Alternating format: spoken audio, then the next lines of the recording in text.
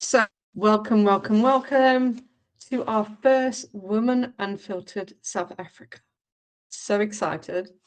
So thankful that each one of you ladies decided to be part of this because it takes a village to make change and to make these discussions become normal, right? Awesome. So I'm Angela Candler. In my past life, and kind of like still do, I'm a mindfulness master practitioner and a psychosex therapist. And I love to write, and I write full time. And I'm an owner of Sire and the local book hive, along with Michelle. So thankful to be here. Michelle, do you want to go next? Yeah, sure. I am obviously Michelle. I'm an author as well, but I am a homeschooling mom with 3 terrorists running around. And yeah, obviously a woman in South Africa and raising a daughter as well. So making change is definitely something that I think is important. And just raising awareness for the issues that we face, and just doing away with the thing that we can't talk about what we're going through as well is something that I think is really important. And also I'm part of Sire and the local book club. Okay, Kelly? All right, you guys can still hear me, right? Okay, perfect. So I'm Kelly. I am 32 years old, soon to be 33. And I'm also an author, also a business owner. I own a publishing company. And I think it's actually been my foray into business that has taught me the world doesn't work the same way for women as it does for men. I think all through growing up, I kind of never really realized it. But when you get into business, which is such a male dominated industry, your eyes open to things you've never noticed before. So I'm really looking forward to being part of these discussions.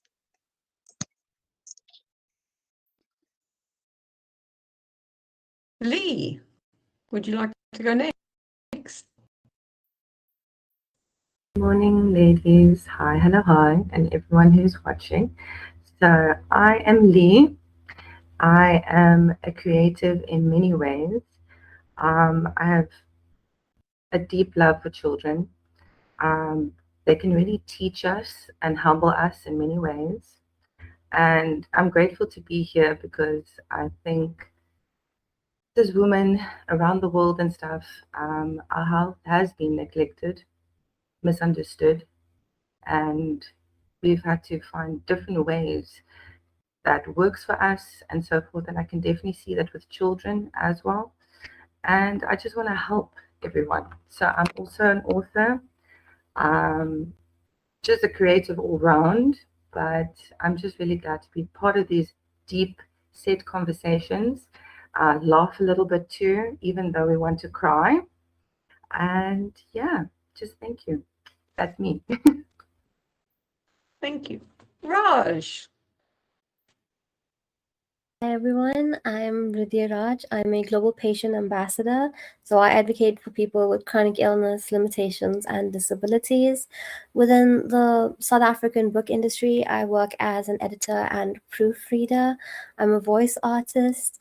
I'm a digital strategist. And I firmly believe that if one has a voice, one should use said voice. And that is why I'm here to speak and share and learn from other women. It's often said that when we educate a man, we empower him, but when we educate a woman, we empower society. And I firmly, firmly believe that that is something we need to focus on. So here's to all of the women who've been living in silence. Don't worry, we're breaking that silence. Over to Kaz. Hi all. I am a dog romance author in South Africa, but up until now, I've been a silent rebellion leading my own little tour on human disadvantage and unfairness, especially against women.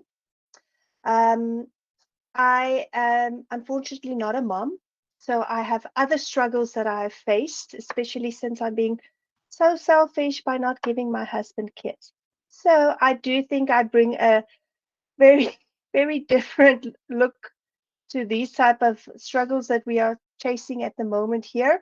But I am extremely excited. So I think I'm more the proverbial wrench in the burning bush here in this little group. Oh, I love it.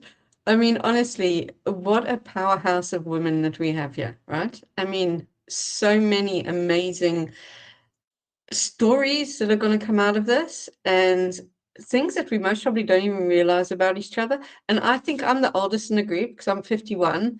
And so for me, it's like I'm sick of the narrative of you get to 40 and that's it. You're done. Do you know what I mean? It's like your days are over.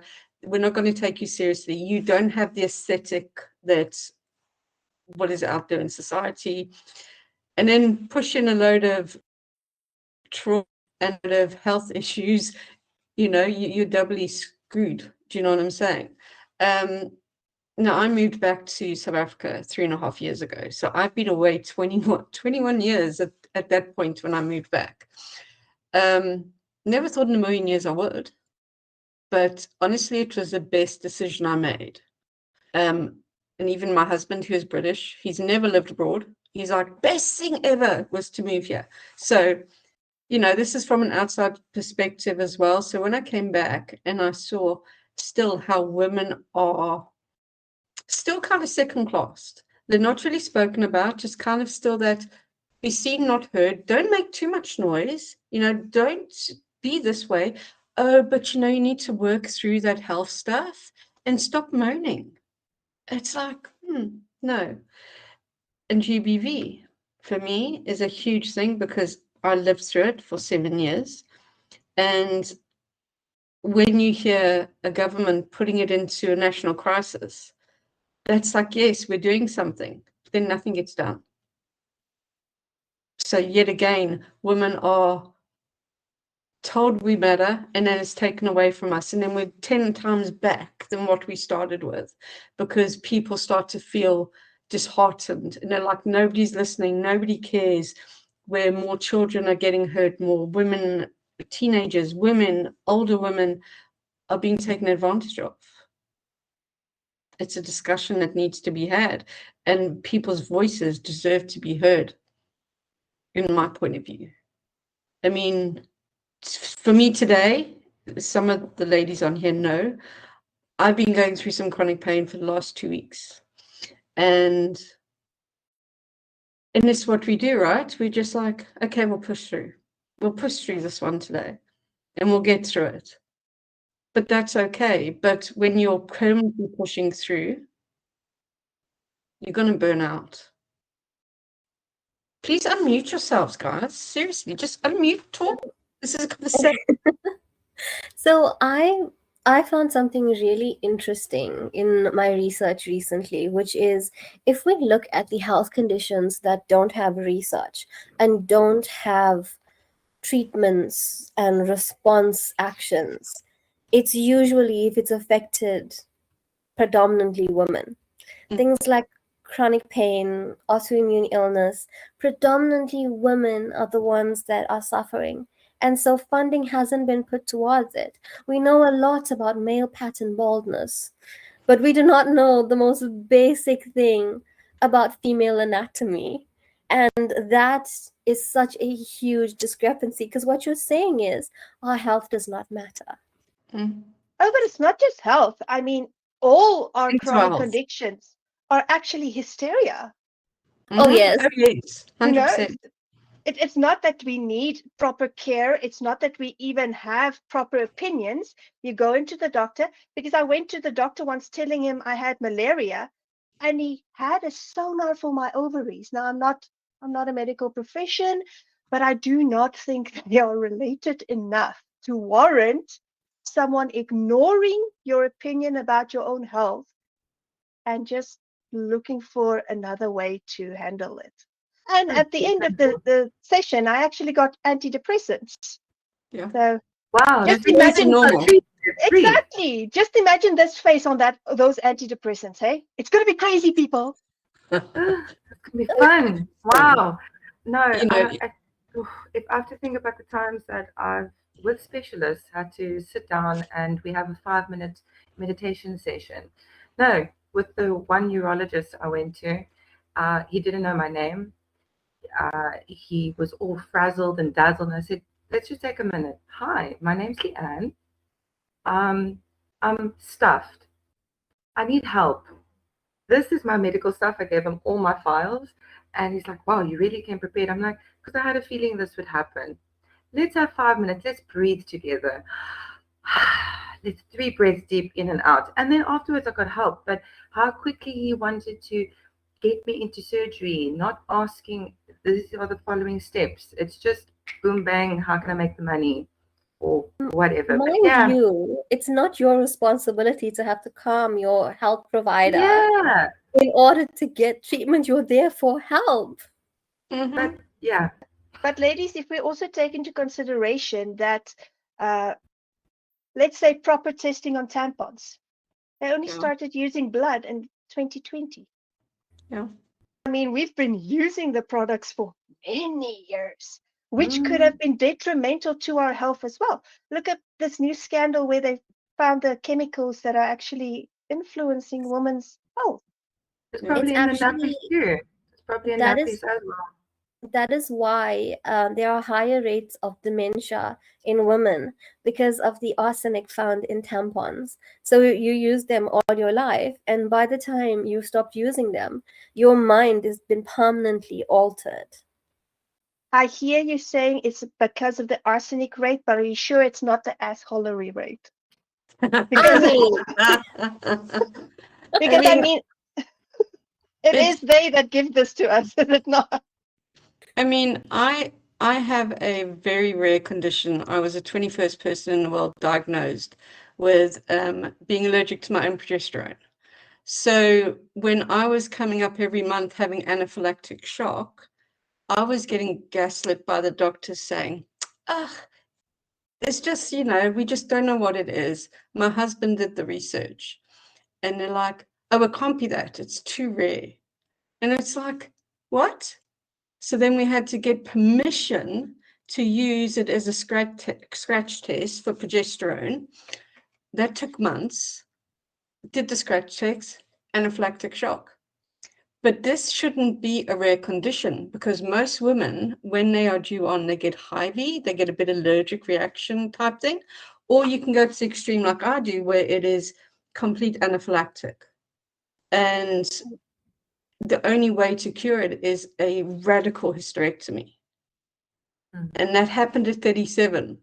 Going into full-blown menopause 14 years ago when they knew nothing about it, and you look like a drug addict coming off of every single medication you can think of, people are staring at you thinking, this chick's coming off of something. You know what I mean? But just left to deal with it because they just didn't have the knowledge, and they still don't have the knowledge, and they're still not speaking about this stuff that would bring awareness so easily to and women. It's not that rare, Angela. It's not that rare. Exactly. Because if you head over to TikTok, look at the amount of women that added a antihistamine just when their progesterone is at its highest.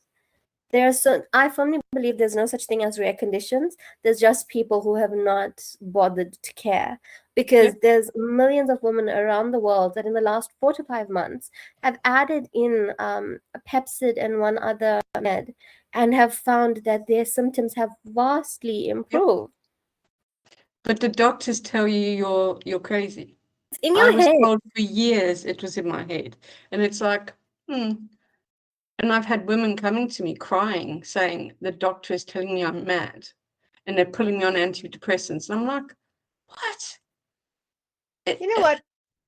Sorry to interrupt. It's not just that. It's that I do sometimes find a doctor by a miracle that is willing to help you. But now the thing is, when they put me on contraceptives, the doctor told me that I need to go ask my husband for permission to go on this pill. What? Even if you need a hysterectomy. I'm talking about like 5 years ago. What? Oh yeah. No, 1000%. I had to ask my hubby for his consent when I had to get sterilized and when I got my endometrial ablation. So the kids in this group is definitely Kaz and I, because we can't have kids, so we are the kids. Me too. Oh yeah, I love this. So yeah, it's actually I couldn't believe it. And my gynecologist was gay. I said to him, "Are you joking right now that I have to ask my hubby?" He's like, "I know, but this is law." And I'm like, "Stuff the law. What are they going to do?" So what my hubby said is like, maybe it's because the woman is doing behind the man's back, but maybe she's getting abused. That's why she's doing it behind his back. But how Yo, can it's just her Since body her when do you choice? need, yeah, since when do you need a reason to do anything with your body? But Because then if if you that's the look at case, But Well, if you look in South Africa, is that maybe because of the, traditions, traditions within like Lobola and all of this, is that maybe still that is being structured into this narrative? And right, listen, we have traditions. We all bring traditions through our families and stuff. But when it starts becoming something from 1200 BC to 2026, we've got a freaking issue yeah. because we should not be treated like second class citizens. I No might way. No. not, I should not say this, but do you not perhaps think that the traditions further the notion that a second and a third wife might be better than the first one you're having problems with?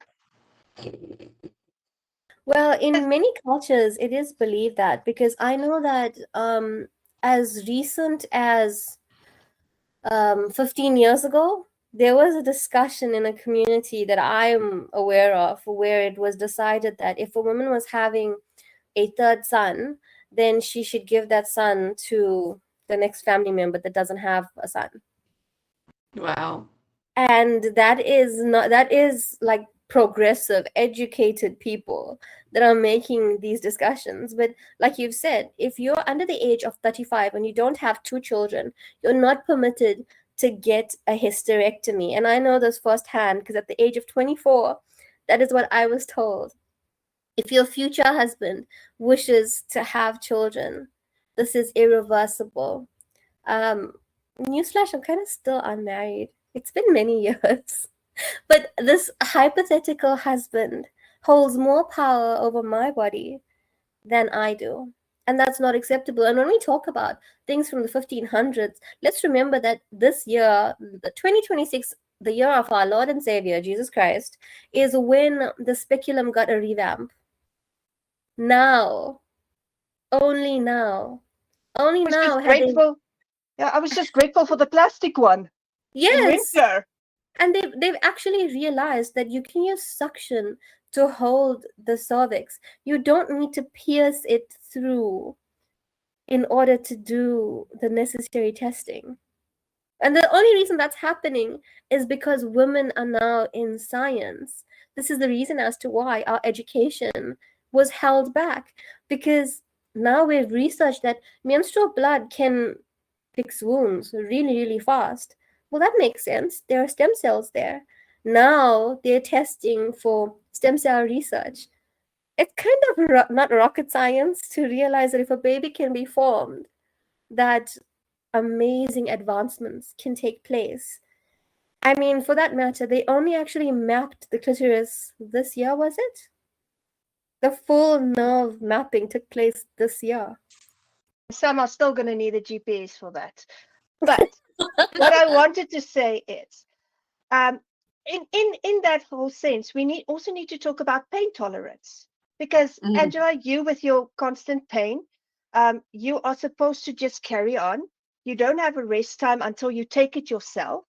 Your responsibilities cannot be moved until over to another person. Say, for example, in a business situation, if you go through something like that, and even if you go for, let's say, mandatory female tests, right? They do not give you pain medication when they stick their hand in there. I know no, not at all.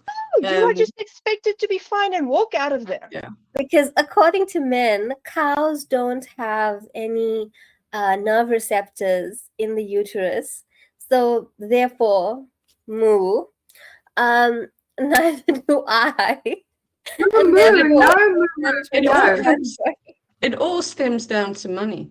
If you look at Yes. the whole end of this, it all comes back to money and about certain people wanting to keep certain budgets. I worked in the university sector at a point. I worked with rare genetics and stuff like that. I did it for years. And I see how these professors have to fight just to get any type of budget. And as soon as it comes down to a woman being used for experiments, that's like most of their budget gone. And it's unfair, but it's not the medical field. It's the people that are funding the research. That's where the problem comes. That's where the big businesses are putting the money into it.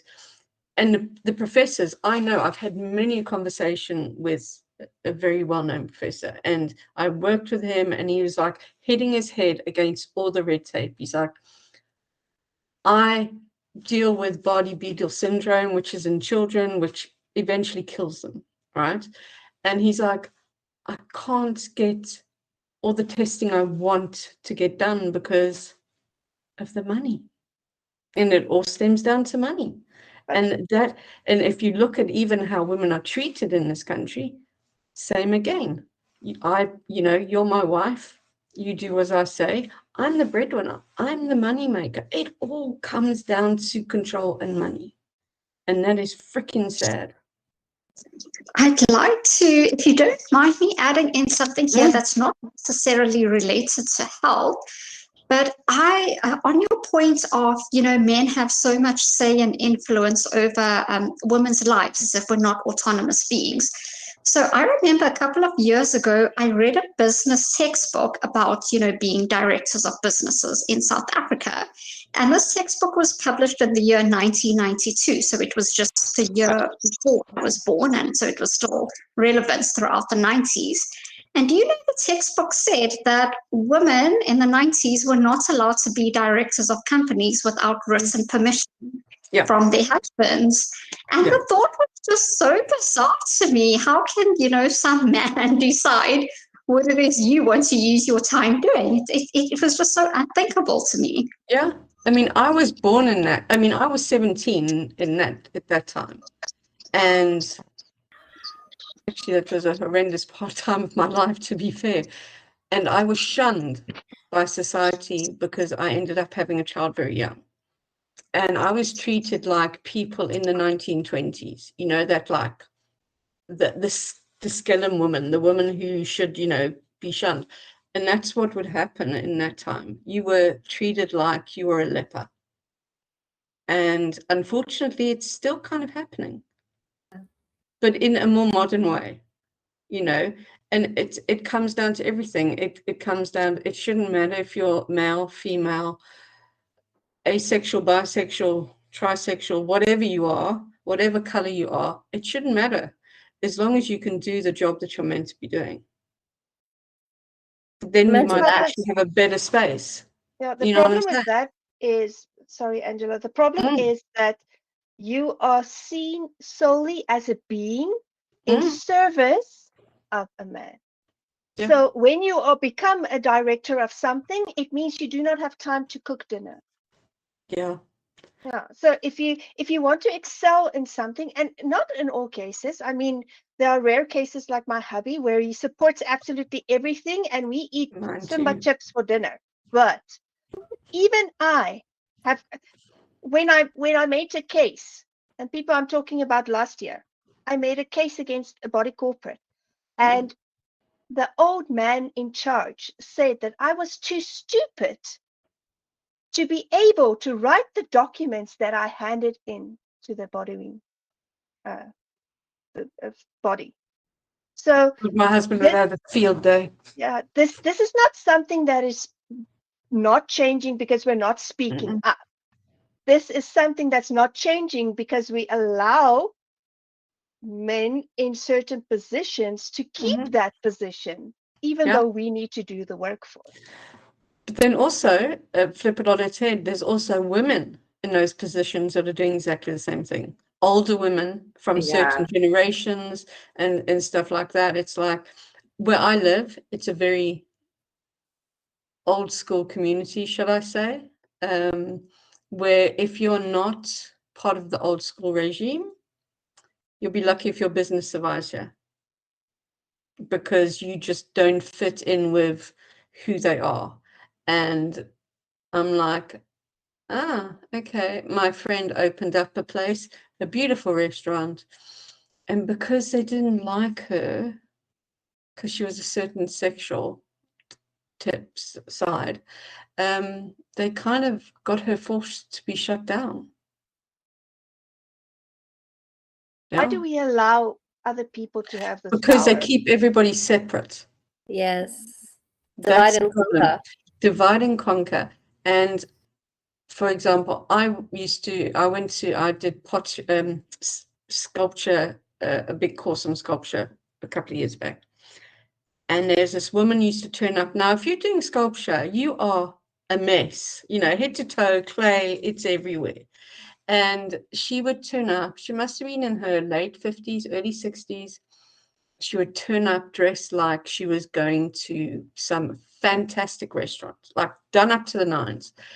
And once you get to know somebody over a few weeks, it's like, tell me something. Why do you come so, dressed up? Your stuff's going to get ruined. And she went, oh, no, darling. She says, I have to keep up the thing because of my boyfriend.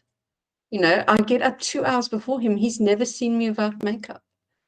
Now, I saw the boyfriend. He was a big fat bleh. And I'm like, what? How? She was naturally beautiful as well. You know what I mean? She was like, I'm like, why are you putting so much energy into that where you could be putting energy into you? Conditioning. Be sleeping. That's far more beneficial. Yeah, I Thank think you. it's a conditioning, not just men, not Yeah. just women. I know you mentioned in the chat yesterday about what's his name again? That dude, Andrew Oh, Tate, whatever. I'm sure you've all Mamasphere. seen. Yes, when I watched that, of course, I had my biased thoughts, but then I sat and I'm like, okay, I'm not a female right now. I'm a dad. I know nothing. I'm gonna go in blind with this. They just all hurt. They've all been conditioned. It sucks Yeah. that young kids, even though they've gone to jail and stuff, they see it as an accomplishment that they went to jail, in a sense. Especially And it just, overseas. then it makes me think again. Okay, but where's your parents? Where's what is getting taught to you at school? What is being shown on this little phone? No, there's so It's much. generational. You've got this generational conditioning that comes through, and it's up to you as a person whether or not you're going to break that habit. Also depends on the schooling as well, that part of school system that you're part of. Because if children, as we've seen, where a lot of kids have been hurt by other children of late, and certain children don't get they're not held to accountability because maybe they are the rugby player of the year or the soccer player of, you know what I mean? It's like, well, how are we supposed to make change if we're not making a change within the youngsters? Because to make a change in the youngsters makes better adults, right? Surely. That's that. I think you're really hitting the nail on the head there. I think one of the most powerful ways that we can bring about change in how we function as a society is by, as women, educating our sons. Like for me, with 2 boys, it's so important for me to have them realize that beyond just don't hit a girl or be a gentleman and open the door, but also to respect her in what she is capable of doing, in whatever strengths she's got, to see her as an equal. And I think that's what's really lacking, especially in this country, is that parents have sort of given over responsibility for raising their children to screens. Yeah. And then they see guys like Andrew Tate and they put him on this pedestal because he's famous and he's got lots of money and he's goes to the gym often or whatever the case may be. I want to be like him. Yeah. And they adopt his ideology when really at home the parents should be more involved with their children. And beyond that, it takes a village to raise a kid, right? So you ladies that don't have kids, surely you have kids in your life as well to be role models to them, like consciously. Oh, massively. playing a part in their life. Um, And I think that, it also comes down, it's not just the conditioning, but also, like you mentioned earlier, the women that uphold the patriarchy as well. And oftentimes, it may not necessarily be their fault because yes, they were conditioned as well from a younger age. And Yep. I can speak volumes on that coming from the type of community that I come from, where it is a good woman finishes school so that she's not stupid, but stupid enough. And then she marries and she runs a good home and she ensures that her husband is her king. oh And yeah, the therapy all the male time. child is idealized and the female child is raised to be subservient. And when you find women that don't conform to that norm, that attempt to break that, then those are the bad women. Those are the women that your woman should not associate with. And those are the women that something must be wrong with them. Something must be bad about them. And you find that in cases where women get divorced, because then you never want your wife to associate with her. Why? She'll get ideas. Funny you say that, right? Because one thing I did notice since moving back here, and I don't know if it's the same where you guys live, is that single women do not associate with couples because it's Of course, a she's big. going to steal a man, the man that you don't even want, that It's she's going to steal. insane. I'm sorry, but are you telling me that I can't invite a single friend over here because she's single? That says a lot about the couple than it does about the single person, And I have lots of friends who are single, and myself and her husband are like, "What? This is something?" It blew my mind It's because definitely that just says exactly what the problem is: women being played off of women, yeah. which we see all the time, and making the man the prize. Yeah. My mom-in-law, after she divorced her last husband, lost so many friends, and she said to me just the other day that that was her experience, that these women thought that she was going to try and steal their husband, and so they cut off contact with her basically over time. But in reality, she was obviously hurt and whatever from the divorce, and she wanted nothing to do with another man. But she had the strength to leave an abusive relationship, and I think that is what they found very intimidating. Well, Yeah. the strength to leave is something that a lot of people don't think of, because even when you're in an abusive situation, women around you will say, but why don't you try again? Why don't you give him another chance? And I know when this was back I was not even 21 and I was in an abusive relationship. And it never occurred to me that I could leave, because I grew up in a traditional suburb area where none of the women were happily married, other than like I think my mother and two other ladies that were happily married. And yes, they're miserable, but as a woman, you should try harder. So when my mother asked me, why didn't you leave? I didn't know that was a choice. So when you do try to leave, for one thing, they say that even the most docile man, he is most dangerous when you try to leave, because the amount of women that are harmed, that are killed at those points in time. We think about the terminology of barefoot and pregnant, and we think, oh, so cute. But the fullness of that statement is keep her barefoot in the winter and pregnant in the summer so she can't escape. Mm-hmm. And not just that, it's actually talking about domestic violence is, yes, the during is horrendous and it breaks you down. Now, a lot of people who know me, they're like, how the hell did it happen to you? It happens without you even realizing it.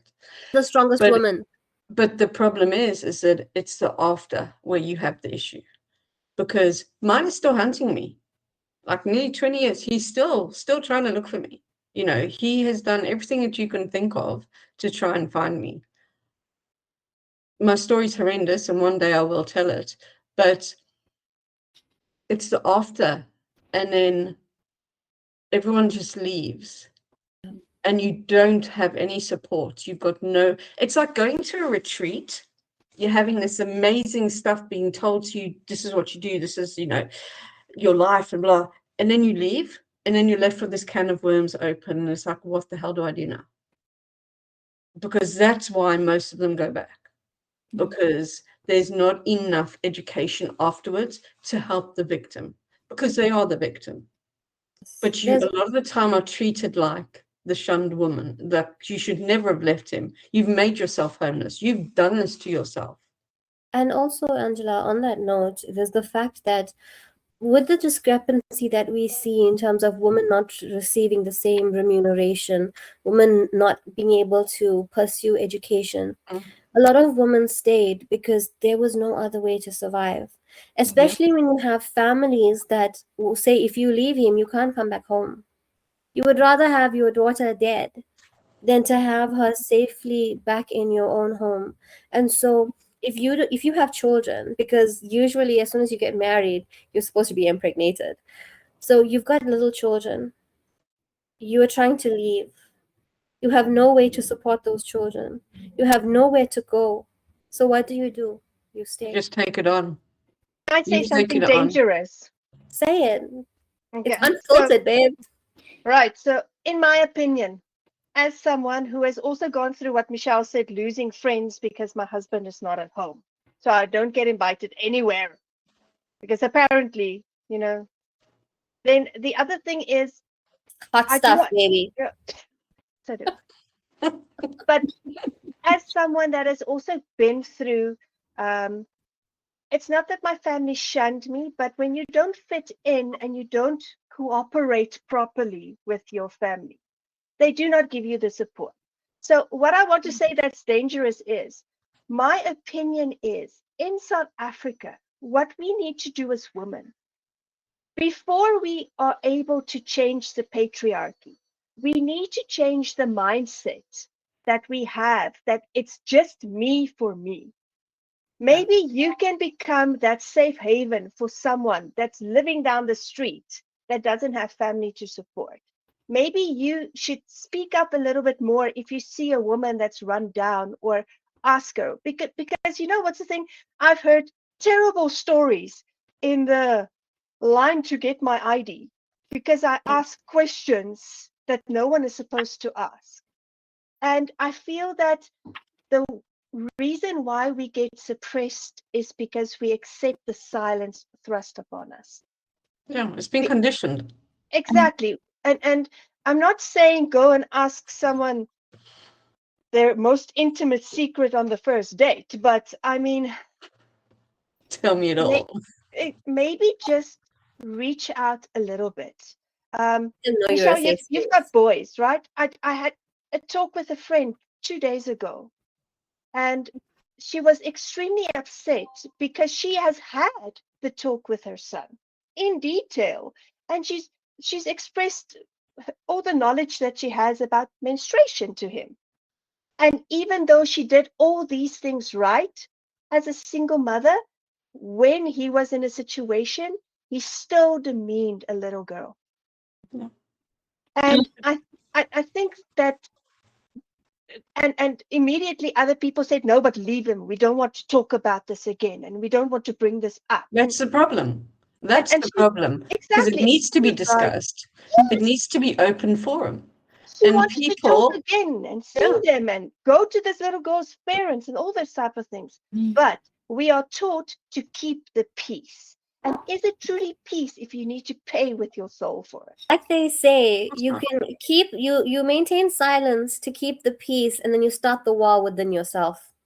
Oh yes, that mental health is, and this is why the ladies who know me, I'm all about mental health, all about helping where I can, trying to change people's mindsets about how they feel about themselves.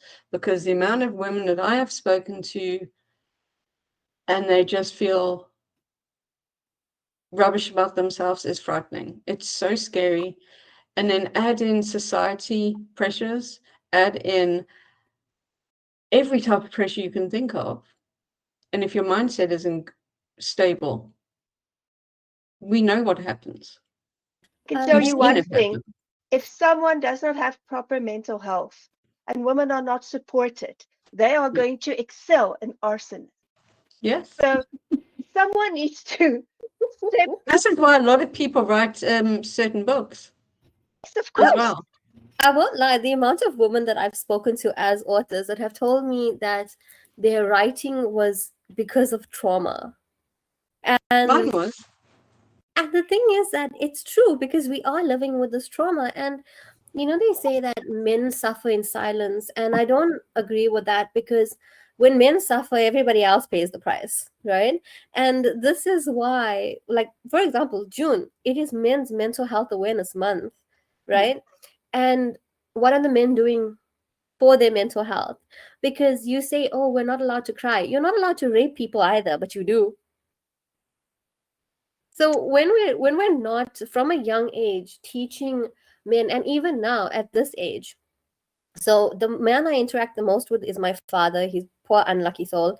Um, and so when he sees a video or he mentions something, I am the wet blanket that will stop him in his tracks to say, but that is the patriarchy. I'd never hesitate to mention the patriarchy. And sometimes it's not just saying to moms like Michelle, saying that, hey, you've got young boys, speak to them about it, or saying to Angela, like, you've got grown up sons, speak to them. It's also telling people around us, or even our women, like, hey, The women, the girls also need to be, it's not just about teaching your boys, it's also about teaching your girls that they are allowed to be a strong young lady. They're allowed to have opinions. They're pink if they want to. Do you know what I'm saying? But still, within this country, it's like you get the sport mentality. You've got to be strong. You've got to be this, this big tough man, and you don't cry, and you know what I mean. But if you're a woman, you've got to be submissive and quiet, and just take what's given to you. Can I just That's what mention needs to something also here change. again? on, I looked at a video. Of course, all of these are going to be video TikTok crazy, right? But I watched a video and it said that 108 women get raped daily in South Africa. Yes. Yes. Those are And- reported. Those are reported. Those are reported. Ones, yeah. And I'm thinking to myself, Angela, you are completely correct. Tell your girls to be strong. But isn't the reason why this notion is neglected because strong women are targeted more in order to Not punish them necessarily. with male dominance sometimes? I think it's a mix of both. So both, definitely. It comes down to the person. So I can speak from experience. I was raped, and he was my friend. I thought he was my friend, put it that way. 90% of rapes And take place this by people was you know. People you know. This was in 1992, and no one believed me because, well, he wouldn't do that. He's a nice guy. Oh my God, the nice guy trope is something I absolutely abhor. That's a gray person. Yeah, but this is what I'm saying. You could be the woman who does everything right, who, has got everything the way it should be, but that just one walking down that wrong street or talking to that wrong person, your whole life can change in an instant. So it takes education on both sex levels. You know what I mean? Yeah. And it has to start very young. It has to be taught within the schools, because also the school teachers as well, it's like, well, it's not my problem. I'm just here to teach you English. Well, no, it takes a village. He likes you. He Yeah. likes you. That's why he troubles you. Yeah, that's why he hits you. Yeah. So when I used to au pair and story time, so it was two girls that I was looking after, different ages, 13 and 6. And we were just walking around in the mall, walked in pick and pay clothing, and there was a little girl. Now, I don't care what age you are. Respect starts when it starts. I'm going to put you in your place. And there was posters of different women, different sizes, from voluptuous to skinny to whatever, just promoting pick and pay clothes and posters. Now, there was another little girl walking around, and she pulls her mom. She's like, this woman is so ugly. She's so fat. I went on my haunches. Now, obviously, my two au pair kids were behind me because they were also shocked. I'm like, this is wrong. I went on my haunches, went to the little girl. I'm like, you know what? You ugly. The fact that you called her ugly, you ugly. And I looked at the mom, I'm like, you better teach your kid right. This isn't the way. This isn't right. And then we walk. Now but my see that school kids look at me like, but you know that's a kid and you're an adult. I'm like, yeah, no, her mom is not teaching her right. You don't call When someone fat. when we that is teach, what I'm actually trying to say Mm. with my whole comment is Yes, what you that said earlier. moms get this preconceived notion that if their children stand out, then they set them up for failure or for danger or for something like that. And the problem is that, as you said, Angela, it doesn't matter who you are, where you are, the wrong street, it will happen when it happens, unfortunately, because other people do not have control over Yes. or over themselves.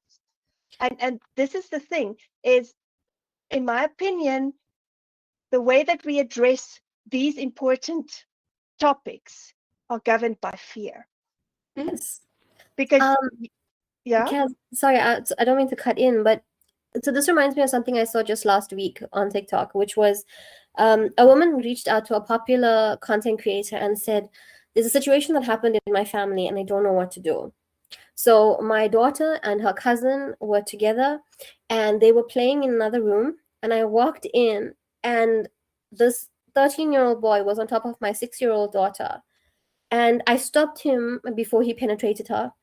Is this something that I take to the police? Is this considered to be assault? Like, he didn't penetrate her, but like the rest of the family just wants to brush it under the carpet. And I'm like, No, you it's see, the assault. problem is it starts that young. When Mhm. we put it aside and when we say, oh, he's just a boy, he's just a child, then we teach him it's okay, and Yeah. he will keep pushing. The next child will not be that lucky. This is his cousin sister. She is barely out of being an infant. Now, But there's if you two kids allow involved here, though. There's two kids involved here. The one who's the victim and the one who's the predator, if you want to put it that way. this, Now, you have to go to the predator kid and be like, where did you learn this? How so do you feel? All of that. There's so on many things. on that, Lee, it is said Mhm. that child-on-child sexual assault, when it happens, very often the perpetrator has been a victim first. And so what you're saying is actually very correct. You need to find out, where did they learn this? Why are they doing this? Because the possibility of them having been a victim as well is something that's real. But at the same time, it doesn't mean that there cannot be consequences for inflicting this harm on someone else, because the stats don't lie. If you have been sexually assaulted once, or if you've been raped once, the possibility of it happening to you again is amplified, because in those moments you freeze. That past trauma comes back to haunt you.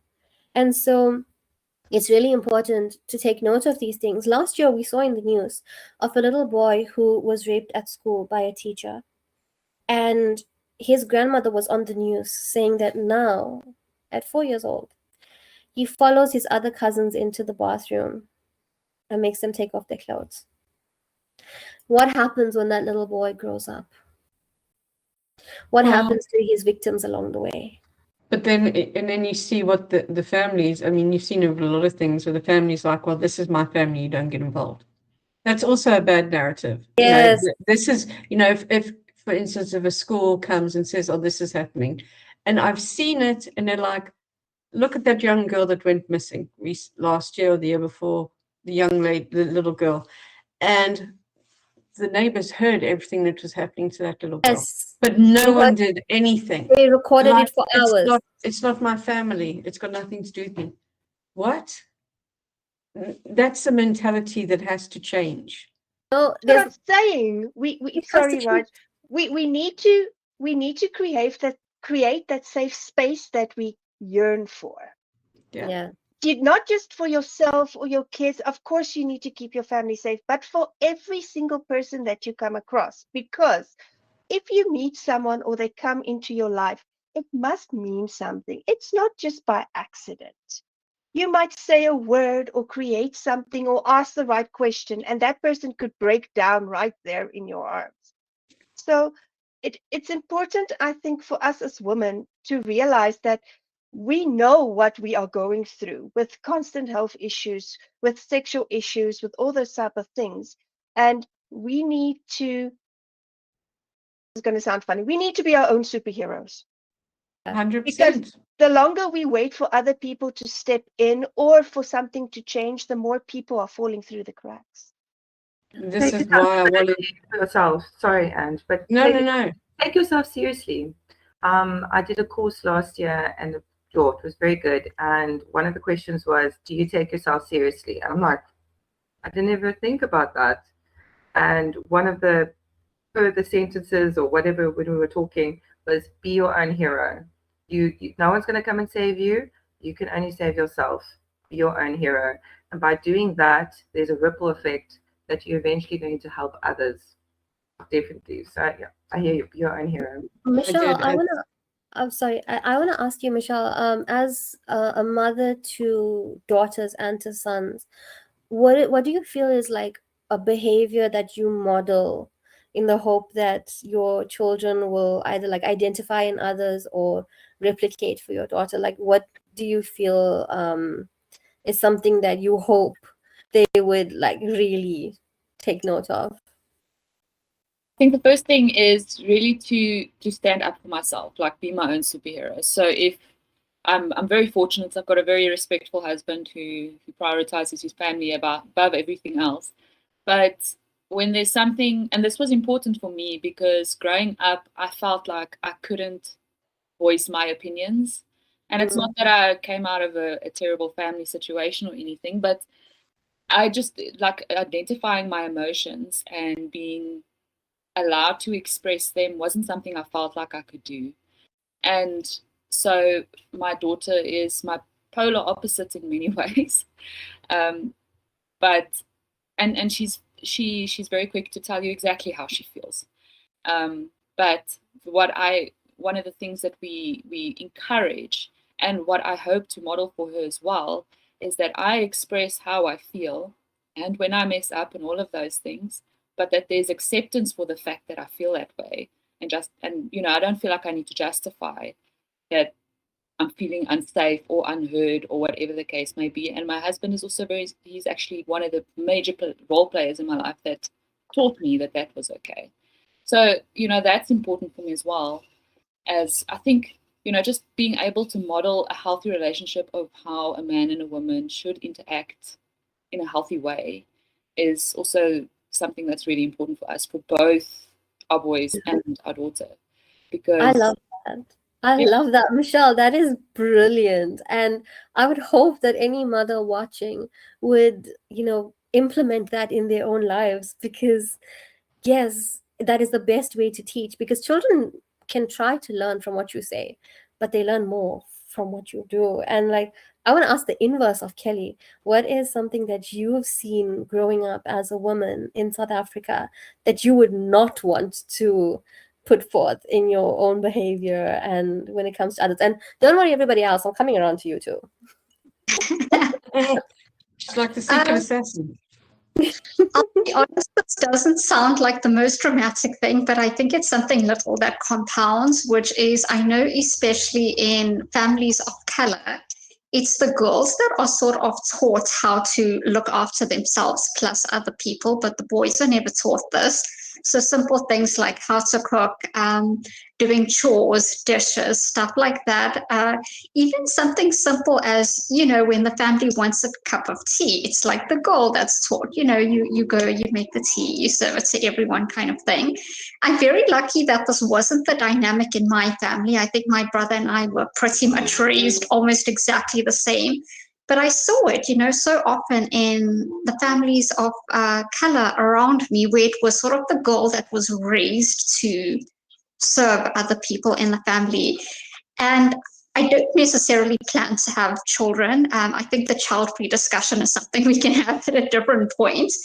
But should it ever happen, I don't think that I would like to teach my girls first and foremost that it is their job to learn how to serve their family or to take care of other people. I think it would be, taught equally. It's a human skill at the end of the day, how to look after yourself, how to look after people. it's a skill I think should be taught equally to boys and girls. So that's my experience. I love that. I love that. Yes, because we're not subservient. We're not. Lee, what about you? What are you hoping to teach, and what are you staying away from like a 10-foot pole? You know what, with the child-free thing, I think that's also another reason why women even more choose not to be in a relationship, or they find a partner that understands that, look, I'm not doing this, I'm not going to be a part of this, not even for health things. It's just purely, I'm not going to be part of this democracy or whatever you want to call it, the patriarchy, as you said. But for me to make any type of change, may it be that you just see a glimmer of my magic and you feel some sort of difference. That's my biggest achievement in life. That you're not seen, that you're not alone, and that what you're going through, it's okay. And please, rather talk about it. Let's shout about it. Let's make you feel worthy because of past experiences that has made you feel less than. I don't want anyone to feel that. That sucks. That's why I don't care if I told that kid at 6 years old, you're ugly, because you need to learn. But Well, yes, I think it was a valid lesson to say that if no, you definitely. others But badly, it makes you ugly. I just think it's important that one, yes, we uplift each other and all of that. But yeah, let's make change. I'm ready to scream and shout, care, but scream and shout at the same time. Shouting "I love you" through the bullhorn. Kaz, what about you? Oh, this is difficult, no, because I was the weird kid. But I did love what Michelle said about speaking and voicing what you like. I think if I was ever in a position like that, I would teach children around me to be vocal and to be crazy and to do exactly what they feel at that moment. Because as adults, we have the skill to navigate what is allowed in which situation. But as children, when that, what do we call it? When that opportunity to be yourself is taken away, you learn to suppress it inside you. Yes. That is something that I would never wish for any child. And I mean, at home, you need to be able to be weird and crazy and wear funny stuff and dye your hair and dress up like a pirate. Why not? That's where you're safe. That's where your mom and dad looks after you and loves you no matter what. That's the place where you need to develop this identity so that when you go out in the world, you can decide who you let see what part of you. It's beautiful, Kaz. That is so beautiful. Yes, let's be weird. And also, Be let's be more pirates. weird as adults. Let's be more weird as adults. Let's lean into the things we loved as children and maybe we had to suppress as children. I, for one, have multiple pairs of fairy rings. That's how I became the reading fairy. Because when I was younger and you asked me what I wanted to do when I grew up, I wanted to be Tinkerbell. And who said I can't still do it? You can still be Tinkerbell. Angela, what about you? What have you seen that you don't want to replicate, and what do you want to put forth to the village? I don't want anyone to ever feel that they will not be seen or heard. I've been there, I've lived it, and it's the loneliest place in the world. This is why this was created. This is why I keep on talking about wanting to do women's retreats again, like I used to do, because women can empower each other. But it's doing it in the right way that matters, in a holistic way that's not forced by society, by what is classed as normal, because everybody is different. It's a nurturing space to feel safe and to be heard. That's it. Knowledge is power.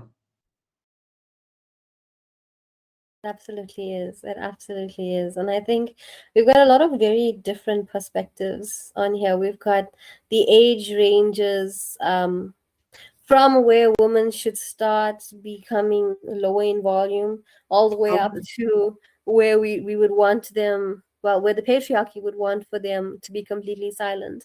And this is where we need to actually be heard, because we're not going to conform to beauty standards that are modeled after prepubescent children.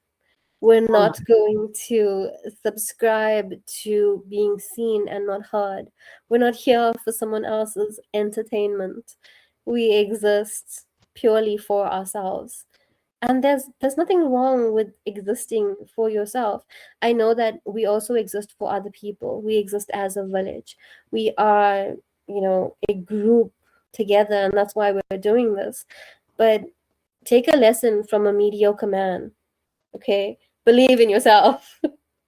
Because every mediocre man believes he is gorgeous, believes he is so talented, he is the catch. So take a note from a mediocre man. Exactly. And I think this group might just help a lot of people. That is the goal, Angela. Not might, definitely. Oh, definitely, 100%. Oh, without a shadow of a doubt. I have got many visions for this, where this is going. And the ladies who know me well know that my vision's always big and bold. Look, I I'm will not not gonna have lie. anyone put in a corner.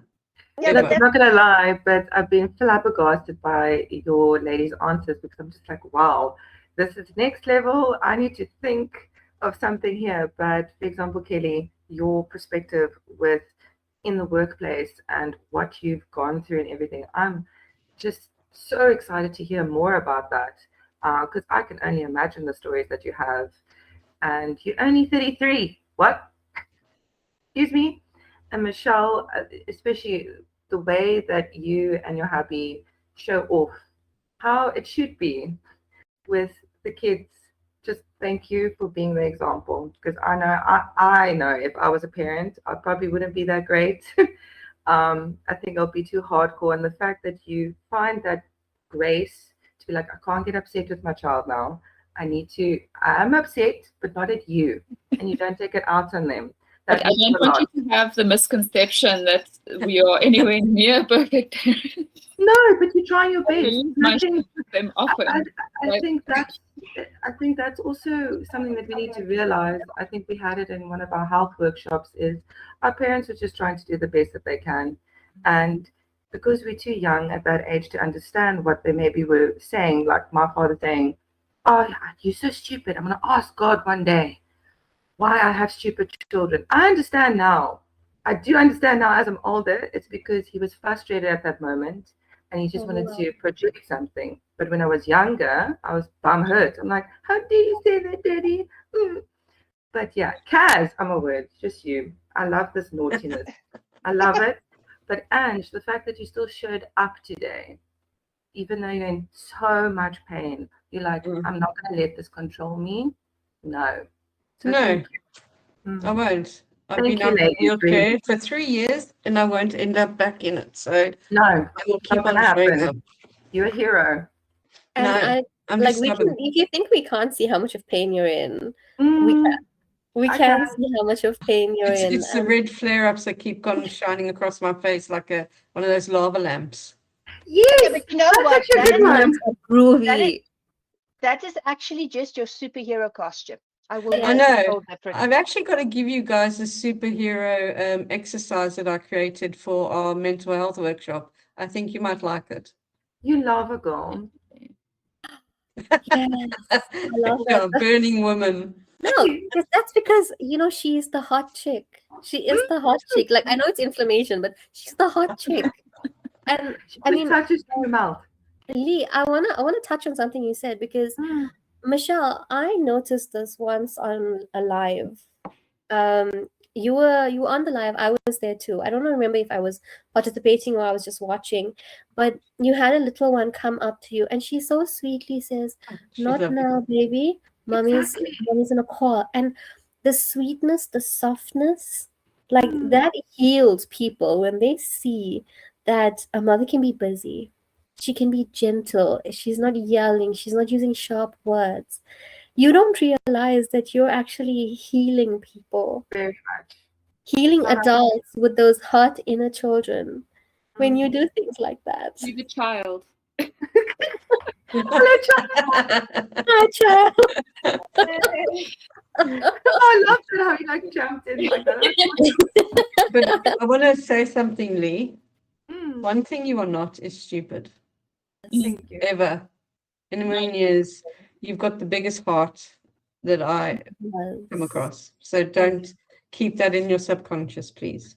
I said it back to my dad. I'm like, well, if I'm stupid, you're stupid because you made me. I can just imagine you as a little kid doing that. I love it. No, I was definitely like Kaz. It was more about that I wasn't the black sheep, I was the rainbow sheep. If something was told, for example, my opa would say to my niece, yo, you look a little bit dick for wearing that dress. Or do you think you should be dating someone now? You're 18, you can date, do whatever you want to do.